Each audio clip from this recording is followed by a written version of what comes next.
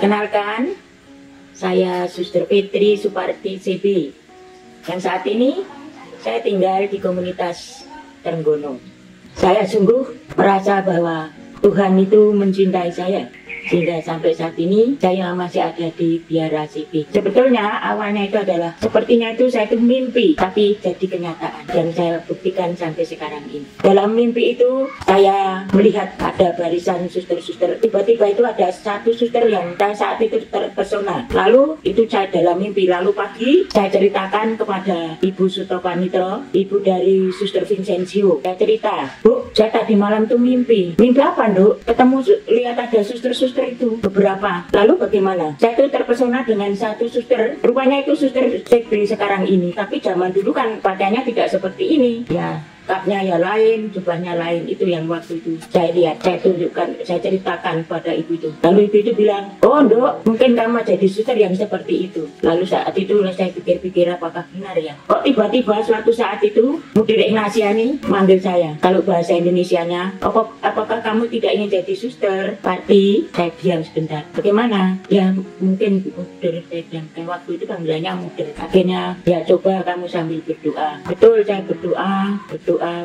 Tiba-tiba suatu saat saya dipanggil lagi dan katanya saya malah boleh masuk waktu masih SMP. Tapi pada waktu itu rupanya zaman peralihan, sehingga waktu itu modelnya sudah ganti model Mariohana. Saya waktu itu sudah mau masuk, model bilang begini, sekarang tambah lagi sekolah lagi. Akhirnya saya sekolah lagi di SMKK, bilang itu juga. Nah pada waktu itu saya sekolah sambil membantu di susteran itu juga, karena saya memang sekolah biaya hidup sendiri, bukan karena orang tuaku tidak bisa, tapi saya mau mencoba karena mau memisahkan diri dari orang tua. Sampai bapakku itu menangis, bahkan bapak mengatakan demikian, Dok, Bapak didoakan ya, kamu yang sudah terlanjur menjadi anak yang berprihatin. Pada waktu itu saya menangis, mengapa Bapak berkata demikian, padahal saya tidak merasa. Tapi waktu itu saya bawa dalam doa. Tidak tahunya itu Bapak setahun kemudian meninggal. Jadi saya sekolah belum sampai selesai, Bapak sudah meninggal. Itu rupanya yang kata-kata itu kata-kata yang mau berpisah.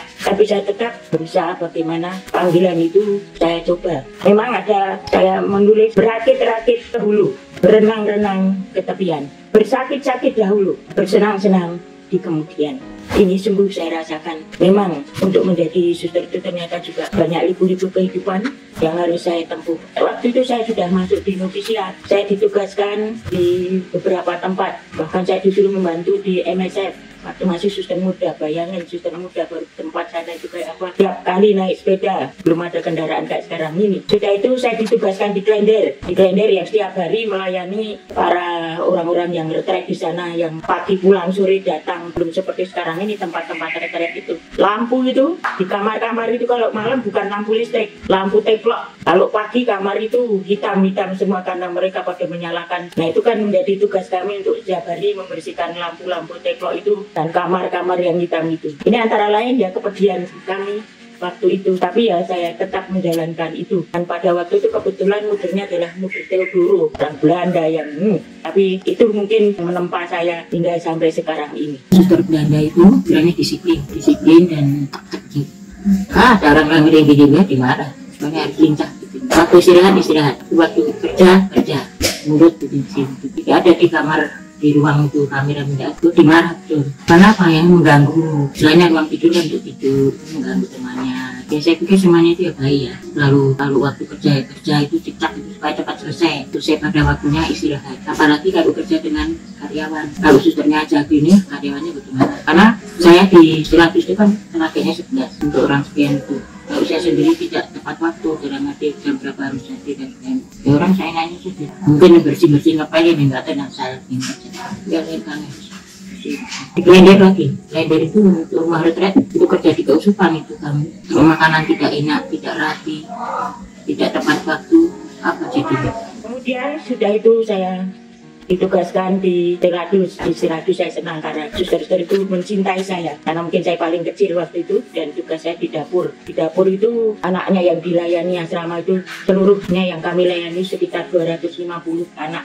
karena susternya sekitar 60, karyawan sekitar 40, anak asrama 150-an, baru tenaga kami ada 11. Nah, tapi saya senang karena suster-suster itu sepertinya mencintai saya, kadang-kadang memuji saya, itu yang membuat saya bangga. Kemudian setelah itu kembali lagi ke Klender, ketemu dengan suster guru itu lagi, tapi tidak apa-apa. Sudah dari Klender dipindahkan di Rawamangun. Di Rawamangun ketemu suster Teresian, berarti Suster Teresian itu memberikan koper besar gitu. Itu apa ini ya? Tidak tahu ini. Tidak memberitahu kalau saya mau dipindah ke Papua. Ya ternyata saya di sananya sekitar 8 bulan terus pindah ke Papua. Di Papua, bayangin zaman dulu ya, saya sering ke daerah-daerah pelosok, bahkan ditugaskan juga ke WTS, wanita tuna susila itu. Saya sepertinya sungguh ditempa saat itu. Tapi saya kok rasanya ada di balik ini ada kekuatan sehingga semuanya bisa jalankan. Walaupun kalau dalam perjalanan menuju ke pelosok-pelosok ke stasi-stasi itu harus jalan kaki sekitar 6 kilo. Nah pada waktu itu karena perjalanan itu jauh, saya bersama dengan Pastor Tom wah nyanyi tenang mendayung. Waduh,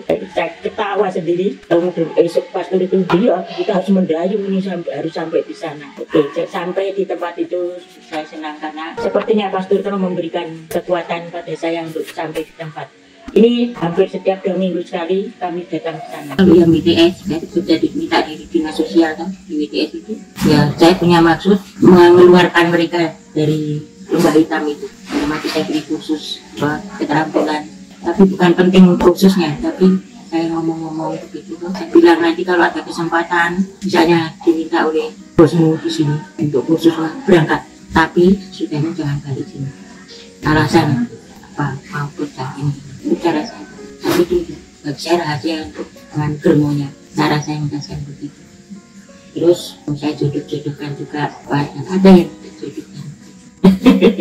Jadi kebetulan pada waktu paroki ada basar terus itu hasil keterampilan saya beberkan di situ jual. Nah itu dengan maksud supaya orang mengenal siapa jatuh cinta dengan itu. Kemudian saya tahun kekal di sana di Papua. Wah, yang datang banyak sekali. Gereja itu penuh. Sudah kayak lagi. Kamu itu paling bahagia. Coba mana ada tahun kekal sampai ibunya 2 datang semua. Jadi ya sudah terima kasih. Karena yang waktu tahun kekal yang nungguin sudah kira-kira dan informasi ya. Zaman dulu transportasi yang susah. Kapal itu baru ada. Kapal besar itu saya mau cuti perlu tuh jalan yang kedua kalinya itu saya naik. Masih dari Sorong sampai Jakarta hanya 100.000. Sekarang apa? Sekarang berapa juta? Tuhan untuk saya bahwa itu memberikan kekuatan kepada saya. Rupanya Tuhan itu cara mencintai saya dengan cara-cara seperti itu. Sehingga saya tugas apapun yang dipercayakan komunitas atau kongregasi saya jalankan sebaik mungkin. Waktu saya di Sorong tahun 81 sampai 84 akhir itu kan tugasnya juga di paroki itu menjadi anak berbukaan. Pastornya Pas Dan Frank. Nah saya diberi tugas oleh beliau itu untuk selain membantu paroki, saya juga mendampingi anak-anak pertama kali buka sekolah minggu. Nah itulah anak-anak itu yang saya bina waktu saya tahun kekal. Dia yang nari-nari, meriahkan. Saya sungguh merasa diterima oleh mereka ya. Samping itu saya kan juga sering tugas ke penjara. Hidup itu ada penjara zaman dulu. Katanya sekarang penjaranya udah pindah di Sorong dulu gitu. Jadi saya sering kunjungan ke sana, mengirim ini yang Katolik. Pokoknya hadir menjenguk mereka, menghibur mereka.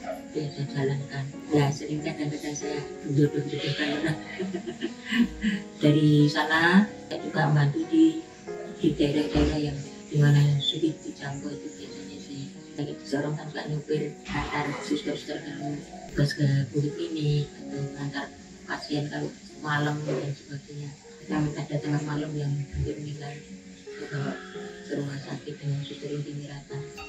Dalam pengalaman yang saya mahal kenapa ya indah tuh, tidak bisa dibeli di toko, tidak ada itu.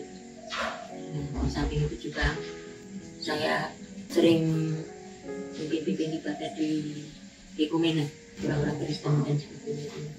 Dengan Katolik, dengan ibu-ibu kita, saya kan suster atlet itu sekolah, ke kepala sekolahnya waktu itu. Lalu suster Ansebet di rumah sakit, saya pikonya, dan juga suster Integrata di rumah sakit, di klinik yang pasien banyak sekali. Rasanya setelah itu bahwa panggilan ini membutuhkan kesetiaan, ketabahan, dan juga doa dan cinta. Karena orang-orang yang saya layani di sana adalah orang-orang yang sederhana, orang-orang dari Trans. Kebanyakan Kalopo itu anak orang-orang dari Sungai Code ini. Sehingga itu saya rasa itu adalah orang-orangku. Sampai di sini berarti dia juga butuh perhatianku. Maka bagaimanapun saya upayakan, walaupun harus jalan kaki, bahkan bermalam pada orang yang istrinya lumpuh, lalu harus menyuguh saya makan itu. Dia karena tempatnya itu basah, kayu tidak ada. Untuk masak itu dia nyempali jendela, kayu bakar untuk masak. Saya rasanya mau menangis. Suatu saat saya datang lagi, saya upayakan membawa sesuatu, entah itu super mie atau apa, dan itu saya jalankan cuma sampai saya dipindah. Akhirnya saya dipindah di Palur. Mudah itu bilang, sekarang kamu kembali ke sini. Belum sampai cuti, saya katanya untuk suruh cuti, saya nggak tahu waktu itu. Paginya dipanggil, besok kamu berangkat ke Palur. Ya ampun, saya diam saja. Lalu kemudian, apa kamu diam saja? Katanya saya disuruh cuti, cutinya nanti lain dah. Nanti berangkat ke Palur karena Suster Cornelius sakit keras. Akhirnya saya berangkat, ternyata Suster Cornelius sakit keras dan tidak lama kemudian beliau wafat. Di Palur saya tugasnya sosial pastoral sekitar 7 tahun. Waktu itu saya ditugaskan di Palur, antara lain saya juga bantu di sekolah di SMP di sana baru dibuka. Saya buka sebagai BK karena saya itu juga ngajar agama.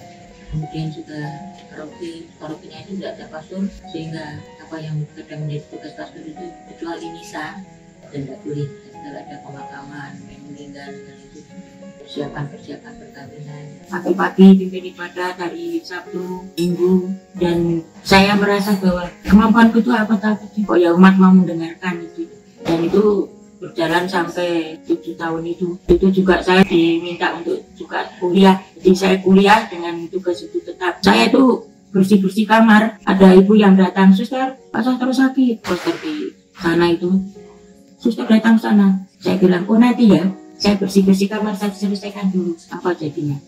Ibu itu pulang, Pak Sastro meninggal. Akhirnya saya dimaki-maki oleh ibu itu. Suster itu tadi diminta datang jawab nanti. Nah sekarang Bapak meninggal. Saya minta maaf, saya menyesal sekali saat itu. Ini bagi saya pengalaman bahwa kalau seseorang butuh bantuan yang kiranya mendesak begitu, memang saya upayakan datang. Karena ini namanya jiwa ya, saya tidak bisa mengganti dengan apa-apa berarti Bapak itu. Ini penyesalan bagi saya sampai sekarang. Jadi rupanya itu peringatan untuk saya juga bahwa kalau hal-hal yang mendesak macam itu jangan hanya pikir dirinya sendiri. Suatu hari lagi, pada suatu saat malam-malam sekitar jam 2, pintu digedor, orang itu lompat pagar, pintu gedor karena apa? Karena itu ibunya sakit keras. Saya harus datang ke sana malam itu. Saya terkejut waktu itu. Suster datang ke rumah. Ada apa? Ibu sakit keras. Oh ya sudah. Nanti saya ke sana. Akhirnya jam 2 malam saya bangun, naik sepeda motor itu ke rumahnya. Sampai di sana memang itu sudah sakit keras. Saya hanya bisa mendoakan, semuanya itu ada di dalam tangan Tuhan.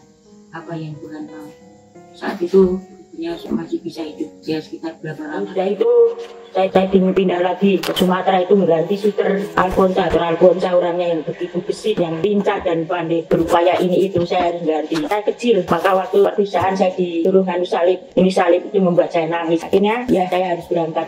Lalu sampai di sana saya tugasnya sama, bahkan dua tempat, Tugu Mulyo dengan Lubuk Linggo. Itu jaraknya sekitar 25 kilo. Tugasnya membantu di sekolahan SMP Lubuk Linggo, gak pastoral di pelosok-pelosok orang-orang Trans juga. Jaraknya jauh, jalannya kayak gitu. Tapi saya upayakan semuanya saya jalankan semampu saya, dan ternyata memang Tuhan memberikan kekuatan. Bahkan saya tidak pernah sakit, dan anak-anak yang ikut kami itu kebanyakan anak-anak yang tidak mampu, sehingga kami juga harus upaya bagaimana untuk mencukupi hidup mereka, antara lain ya jualan makanan. Jadi kalau pagi anak-anak sebelum sekolah itu sudah menyiapkan jualan, pulang sekolah ada yang bersih-bersih, ada yang masak, ada yang menyiapkan jualan untuk hari berikut. Di Tugu Mulyo sama, di Lubuk Linggo sama. Nah itu Tuhan juga memberikan rezeki sehingga anak-anak ini bisa kecukupan, dalam arti mereka bisa makan selayaknya. Di Sumatera itu sekitar 9 tahun saya di sana.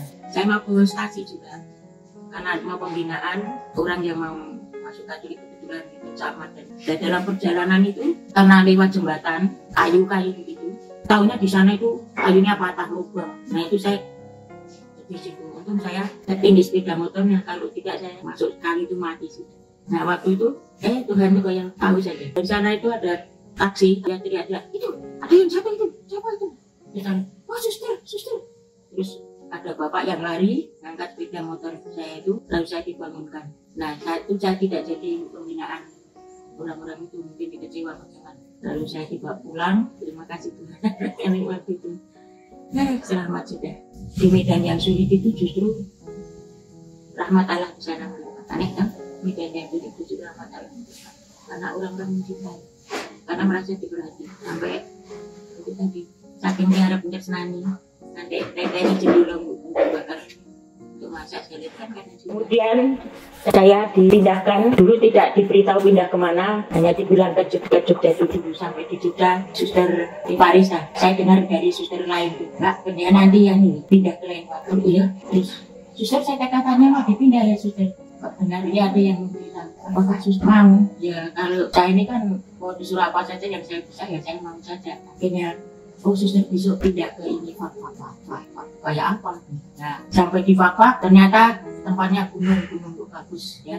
Di bawah sana laut saya indah juga Fakfak ini. Tapi tidak ada sawah di sana, itu yang ada pohon-pohon pala dengan cengkeh itu sedikit. Di sana saya 9 tahun membantu di paroki, bukannya juga pastoral. Nah ini perjalanan yang di sana itu liku-likunya juga waktu itu susah, dan juga membantu di sekolah SMP punyaan Keuskupan. Itu saya jalankan di sana kurang lebih 13 tahun, 14 tahun.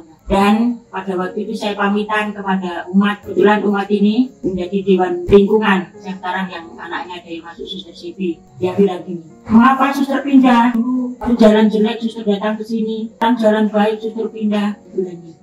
Itulah, bagi saya itu baik dan jelek itu semua adalah yang harus saya jalani. Ya syukurlah bahwa sekarang jalan baik sehingga kalian bisa beraktivitas dengan gampang. Yang saya sangat berkesan itu, saya waktu di Aimas, jadi dari Fakfak dipindah di Aimas. Wah, di Aimas lain lagi, anak-anak asrama itu yang terpencar di tempat-tempatnya itu. Saya bertiga, pada waktu kami hanya berdua karena suster Anu ditugaskan ke Filipina. Dia harus mengasuh mereka, dan bagaimana mereka juga harus makan kadang-kadang, karena itu harus kebun, cari kangkung, buat upaya untuk dimasak untuk makan mereka. Tapi semuanya bisa berjalan dengan baik, dan saya syukur Tuhan bahwa pemerintah itu rupanya ada perhatian terhadap kami anak-anak itu, sehingga setiap tahunnya itu ada bantuan beras, ada bantuan gula, kacang hijau dan sebagainya. Nah itu yang meringankan anak-anak di sana. Sekolahnya di seminari Pandipen. Terus sekarang jumlahnya kalau nggak salah sekarang 100-an, kalau waktu itu kami ada lebih dari 60, tapi tempatnya terpencar-pencar karena bisanya menampung segitu karena tidak ada tempat. Nah karena rupanya semakin maju, Keuskupan membangunkan asrama yang sekarang bisa muat 100-an. Nah waktu itu saya terus dipindah. Waktu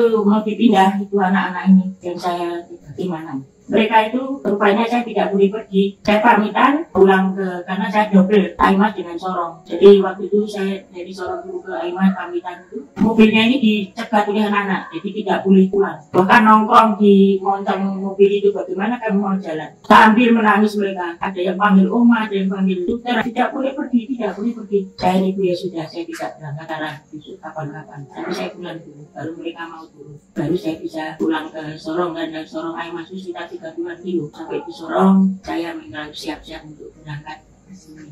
Umat di sana juga, mengapa sudah baru saja di sini, sudah harus berangkat lagi? Ya itulah saya membantu seperti ini, dan di paroki ya ada perhatian untuk saya, juga umat yang nyangoni dan sebagainya. Ini bagi saya riwayat panggilan ini sungguh-sungguh bahwa Tuhan itu mencintai luar biasa. Ternyata apa yang saya tulis di sini, tiada bahagia tanpa derita. Jadi rupanya untuk bahagia itu ya memang harus berani mengalami penderitaan. Tapi ini penderitaan yang kecil bagi saya, karena toh hanya capek itu apa artinya. Karena saya makan juga tercukupi, mau kemana ada kendaraan, ada yang membantu. Lebih-lebih sekarang ini saya di komunitas Tenggono ini, di suster kecil-kecil ini, saya itu setiap hari itu gimana dia itu, ada yang jual jawil, ada yang nyubit ini, ada yang nyubit itu. Tapi bagi saya itu adalah sesuatu yang menyenangkan, karena itu membuat saya tidak merasa bahwa saya ini sudah tua. Saya bilang saya kan muda di sini loh.